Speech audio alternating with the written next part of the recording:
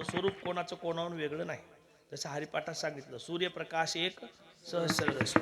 सूर्य एक आहे, सूर्याचे किरण अनन्य आहेत. तसं पिंडाचं चिंतन जर बघितलं तर पिंड सुद्धा एकच आहे. मग तो पिंड कोणाचाही असला, मुंगीपासून हत्तीपर्यंत, हत्तीपासून रावापर्यंत कोणाचाही पिंड असला तर तो पिंड मात्र सारखाच आहे. आणि हा पिंड कोणाचा आहे तर सांगितलं पंचमहाभूताचा आहे. आणि 5 तत्वाचा पिंड जो आहे हा पिंड सारखा आहे. मग आकार वेगळा असेल, आकार वेगळा असेल, त्याचे संस्कार वेगळे असतील, किंवा अंतकरण सूक्ष्म देहाच्या संबंधानं जे काही संस्कार आहेत ते आता इथं उमटायला लागले, त्याचे चिन्ह आपल्या लक्षात येते. बरोबर आहे का नाही? त्या न्यायाप्रमाणे हा जे शरीर आहे, हे शरीर पंचतत्वाचं उष्ण आहे. आणि हे उष्ण शरीर ज्याचं त्याचं समर्पित करायचं आहे का, तर ते करारानं आणलेलं आहे. आणि करारा आणती, कराराच्या अगोदर ते आपल्याला वापस करायचे.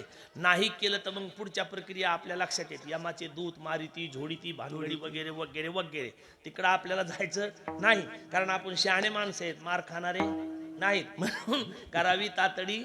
हा, कारण आपण तिकडं जायचं नाही. कारण जायचं का नाही, तर आपल्याला तिथपर्यंत जाण्याची गरजच पडू नाही. का पडू नाही, तर आपण आतापर्यंत ज्या देहावर आसक्ती ठेवली होती ती आसक्ती तात्काळ सोडली पाहिजे. आणि मग महाराज म्हणतात, बुवा हा पंचतत्वाचा देह आहे. मग आता वडिलाचं शरीर जर असलं, वडिलाचं शरीर जर असलं तर वडिलाचं शरीर कोणाचं आहे? पुरुषाचं आहे. असं थोडं अगोदर घेऊ, ते बरोबर बोलले सिद्धांताचं आपण. पण आता मला सांगा, वडिलाचं शरीर असलं तर कोणाचं आहे? पुरुषाचं आहे. मुलाचं शरीर असलं कोणाचं आहे? पुरुषाचं आहे. भावाचं शरीर असलं कोणाचं आहे? आजोबाचं शरीर असलं कोणाचं आहे? आणि जावयाचं शरीर असलं कोणाचं आहे? शरीर किती झाले? पुन्हा एकदा मोजा. वडिलाचं शरीर असलं कोणाचं आहे? पुरुषाचं आहे. मुलाचं शरीर असलं कोणाचं आहे? पुरुषाचं आहे. भावाचं शरीर असलं कोणाचं आहे? पुरुषाचं आहे. आजोबाचं शरीर असलं कोणाचं आहे? पुरुषाचं आहे. आणि जावयाचं शरीर असलं कोणाचं आहे? पुरुषाचं आहे. शरीर किती झाले? पुन्हा एकदा सांगतो. वडिलाचं शरीर असलं, वडिलाचं शरीर कोणाचं आहे? पुरुषाचं आहे. मुलाचं शरीर असलं, मुलाचं शरीर कोणाचं आहे? पुरुषाचं आहे. आजोबाचं शरीर असलं, आजोबाचं शरीर कोणाचं आहे? पुरुषाचं आहे. जावयाचं शरीर असलं, जावयाचं शरीर कोणाचं आहे? पुरुषाचं आहे. आणि आपल्या भावाचं शरीर असलं, शरीर कोणाचं आहे? पुरुषाचं आहे. शरीर किती झाले? आता बघा, सगळ्या बुवा लोकांच्या डोक्यात टोप्या आहेत. बरोबर आहे का नाही? विनेकरी महाराजापासून तर शेवटच्या बुवापर्यंत सगळ्याच्या डोक्यात टोप्या आहेत. पण सगळ्याच्या टोप्या सारख्या नाहीत. बरोबर आहे का नाही? तुमच्या दोघांच्या टोप्या पॉलिस्टर, तिघाच्या टोप्या पॉलिस्टरच्या आहेत, इस्त्री केलेल्या आहेत, है का नाही? महाराजाची टोपी बगर इस्त्रीची आहे. महाराजाची रेडीमेड टोपी आहे, ती धुतली नाही आणि इस्त्री नाही अजून तिला. बरोबर आहे का नाही? चला, त्याच्यानंतर पलीकडे गेलं तर त्याची टोपी खादीची आहे, ती खादीची टोपी आहे. बरोबर, पुढारी टोपी. बरोबर आहे का नाही? मग ह्या टोप्या ज्या बुवा लोकांच्या डोक्यात आहेत, ह्या टोप्या बुवा लोकांच्या आहेत का दुकानदाराच्या आहेत? दुकानदाराचे आहेत का कापडाचे आहेत? कापडाचे आहेत का धाग्याचे आहेत? धाग्याचे आहेत का कापसाचे आहेत? कापसाचे आहेत का कापूसाचे आहेत? मग टोपी कुठे आहे? तसं एक शरीर जर पंचमहाभूताचं आहे तर वडिलाचं शरीर कोणाचं आहे? मुलाचं शरीर कोणाचं आहे? भावाचं शरीर कोणाचं आहे? आजोबाचं शरीर कोणाचं आहे? जावयाचं शरीर कोणाचं आहे? शरीर कोणाचं आहे? मग शरीर किती असले तर शरीर कोणाचं आहे?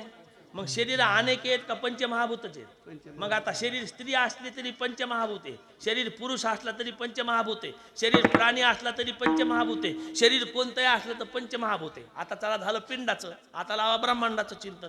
ह्या ब्रह्मांडामध्ये सगळ्या ब्रह्मांडाचं चिंतन जर बघितलं तर ह्या सगळ्या ब्रह्मांडाला युक्त जर बघितलं तर व्यापक युक्तीकरणाचा संबंध जर बघितला तर किती तत्व आहेत? 5 तत्व आहेत.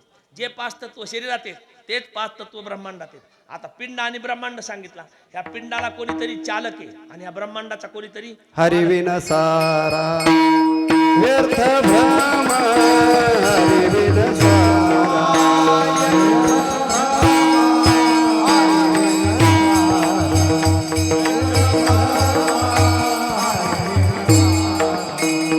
पिंड देह ब्रह्मांड सारा, हरिविन सारा व्यर्थ भ्रम, हरिविन सारा व्यर्थ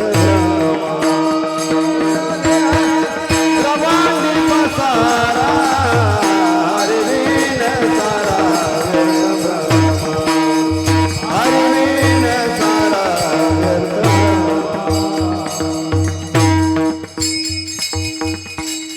कालच्या दत्त जयंतीच्या कीर्तनात गुरुवर्य नाना महाराज पुरुषोत्तम पुरीकरांना सांगितलं. काल कीर्तन होतं, उद्धव महाराज वाजवायला होते, गुंजाळ महाराज होते कीर्तनाला.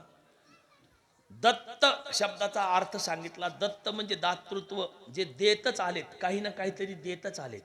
मग आता हा जो सिद्धांत आहे, हरीशी जाणोनी हरीच झाले, हरिविन सारा व्यर्थ भ्रम, हा सिद्धांत सुद्धा कोणी दिला? तो सुद्धा दत्त प्रभूनच दिला. शुक, याज्ञवल्क्य, दत्त, कपिल मुनी, हरीशी जाणोनी. हा, म्हणून आपण सुद्धा हरीला जाणायचं आणि हरीच व्हायचं. जो अशा अनुभवावर आला त्याला महाराज म्हणतात एका जनार्दन, म्हणजे त्यांचे श्रीगुरु, एका जनार्दन शरण, आयशे आसता भय कवन, तैसे असावे संसारी, जोवरी प्राचीनाची दोरी. मग आता मुद्दा सांगतो. हे पितृऋण आहे आणि एक मातृऋण आहे. आता हा सिद्धांत कळण्याकरता हा निमित्त मात्राचं शरीर का होईना पण मुख्य कारण ठरलं. आणि ह्या शरीराच्या उत्पत्तीला निमित्त मात्र का होईना हे दोन पिंड कारण ठरले. म्हणून यांच्या संबंधानं ह्या शरीराची उत्पत्ती झाली आणि ह्या पिंडाच्या उत्पत्ती संबंधानं त्या पूर्ण परमात्म्याची अनुभूती झाली. म्हणून त्या देवा इतकेच हे महत्वाचे आहेत, म्हणून हे करणं गरजेचं आहे. विठ्ठल विठाला विठाला विठाला विठाला विठाला. आणखीन महाराज याच्यामध्ये झालेल्या चिंतनामुळं अजून काही मंडळी अडकलेले असतील तर ते मोकळे होतील. हा सुद्धा एक तुमच्या माझ्यासाठी सोपा सुरस्कर उपाय. आणि ह्या नामस्मरणानं काय होणार तर आपल्या अंतकरणातले सगळ्या अडचणी बाजूला जाणार आणि शुद्ध युक्त अंतकरणानं आपण त्यांच्या स्मरणामध्ये आहोत. म्हणजे ते जिथं कुठं असतील तिथं त्यांना हर्ष उल्हास होईल. किंबहुना आता त्यांच्या उचित अवचित असा संबंध जर बघितला तर लेखाजोखा होऊन जी काही येऊन त्यांना मिळाली असेल, किंवा आपण सगळ्यांनी पूर्ण परमात्म्याला प्रार्थना करायची की त्यांना तुमच्याजवळ जागा ठेवा, त्या सत्स्वरूपाच्या ठिकाणी त्यांना ठेवा. याच्याकरता हा सगळा असणारा आपल्याला सामूहिक उत्सव नामचिंतन सोहळा करायचा असा सिद्धांत आहे. म्हणून महाराज म्हणतात एका जनार्दनी शरण, ऐसे आसता भय कवन, ऐसे असावे संसारी, जोवरी प्राचीनाची दोरी. आजचं कीर्तन आपलं कैलासवासी पंढरीनाथ नाथाराव शिंदे महाराजांच्या प्रथम वर्ष श्राद्धानिमित्त आजचं आपलं कीर्तन होतं. मला सदाशिव काकानं फोन केला, म्हणले हो आपला असा कार्यक्रम आहे महाराज आपल्याला करायचा आहे. म्हणलं काय हरकत नाही. आता वाणीतून काही अपशब्द गेले असतील, माझ्या वाणीचे दोष, जे सदचिंतन असेल ते अधिष्ठान दत्त प्रभू मूळ स्वरूप नाथ संप्रदायाचं आपलं जे मूळ आहे त्या मूळ गादीच्या चरणावर सेवा समर्पित करतो. तुम्हा सर्व महानुभावाच्या चरणावर सेवा समर्पित. माता, थोर, स्त्री, आबाल, पुरुष वृंद. अशोक महाराज आपले गुरुवरी अशोक महाराज हजर आहेत, आमचे गुरुवरी सदाशिव महाराज आहेत, आमचे मामा आहेत. हे सगळे टाळकरी मंडळी ज्येष्ठ श्रेष्ठ सर्वांच्या चरणावर, उद्धव महाराज सगळ्यांच्या तुमच्या चरणावर सेवा समर्पित करतो. सेवेला पूर्णविराम. विठोबा कुमाये उडोबार कुमाये उडोबार कुमाये उडोबार कुमाये उडोबार कुमाये